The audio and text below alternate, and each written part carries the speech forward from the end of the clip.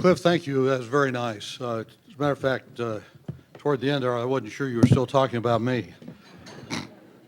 Matter of fact, I hardly recognize myself. You remind me of my first day on the faculty at Princeton after I'd spent my entire career up until that time, either in government or in industry.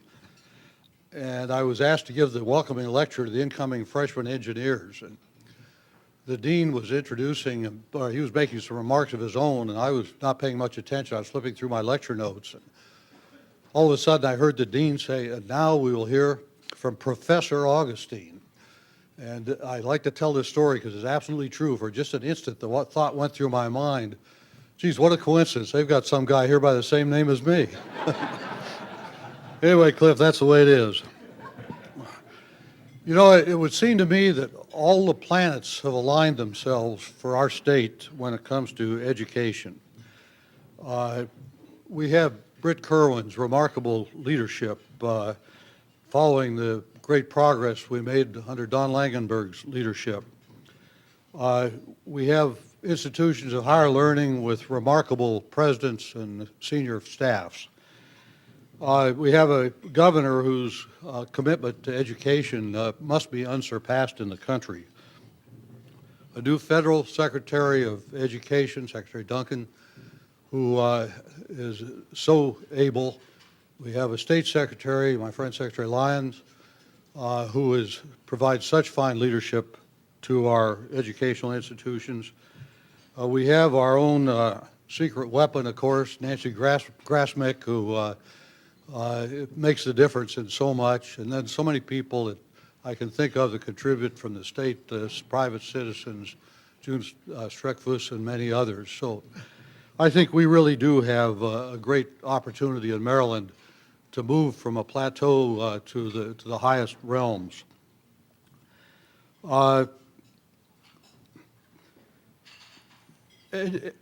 Our universities, I think, are going to have to play the critical role in defining the future of America. And I say that because they, plus our K through 12 system, are really the only source we have of educated talent. And secondly, as industry, under the real pressures of the marketplace, the time pressures, even if misguided, are withdrawing from the creation of new knowledge, from basic research.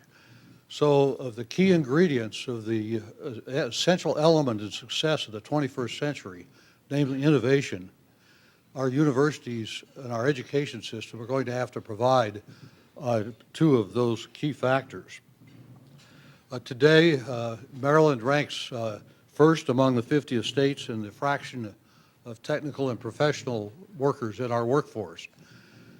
This is great news, but it also makes us extremely vulnerable to others who are trying to catch up with us in that area. It means we have to keep moving ahead. And we rank fifth in the percentage of the state's population between 25 and 44 years old who have at least a bachelor's degree. And I'm sure everyone in this room has seen the strong correlation that exists in plots relating the degree of education, the level of education in a state or in a nation with the prosperity, say the GDP per capita or the state product per capita. This correlation is extremely strong and of course leads to questions. Is it degrees that create jobs, or is it jobs that permit people to get degrees? And it's been pointed out to me, and I think I wasn't supposed to mention this, but I will. You may have noticed that in honor of that, your salad today, this is a chicken and egg kind of question. Right, that was noted, but the reason I did want to mention it was actually that was not the title of my speech. My speech was what came first, the education, something, the chicken or the egg. I was forced to change my title by the chairman of the Board of Regents, Cliff Kendall. My original draft, the title was, what came first, the steak or the lobster? Sorry, Cliff. But the answer, just as it was in the salad, is both. Both came first. Clearly, education leads to prosperity. Prosperity makes education a greater opportunity and more affordable. It's a little bit analogous to when I first left the business world to enter government, and someone advised me that, you know, that in business it's dog eat dog, whereas in government it's exactly the opposite. But what all this implies to me is that there is a prosperity spiral between the chicken and the egg, education and prosperity. On the way up, it's highly leveraged, it's exhilarating, it's self-reinforcing. And the going down is self-reinforcing and extremely dispiriting. Whatever the case is, the whole idea is to teach that chicken to lay golden eggs, and that's what I'd like to talk about a bit today. I'd like to draw heavily, as I do that, on the results of the study that Cliff mentioned, a study by the National Academies of Engineering, Science, and the Institute of Medicine. There are 20 of us who worked on the study. Two of my colleagues who contributed so much are here in this room, Nancy Grasmick and Dan Moat. And it was the findings of that study that if Americans are going to compete for jobs in the years ahead, it's going to have to be largely because of our ability to innovate, depending, again, on education. I should mention in passing that our implementation strategy for our study, which became known as the Gathering Storm Study, our implementation strategy is to infiltrate the President's cabinet.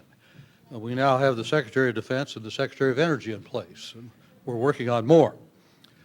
The ability to create jobs for Americans is then highly dependent upon not only our educational standards, but in particular our education in the sciences and in engineering and in mathematics. Only 4% of the workforce is comprised of scientists, engineers, mathematicians, but they vastly disproportionately create jobs for the other 96%. I should confess in that regard, I am an engineer. I'm one of those people who designed your computer so that to turn it off you have to click on start.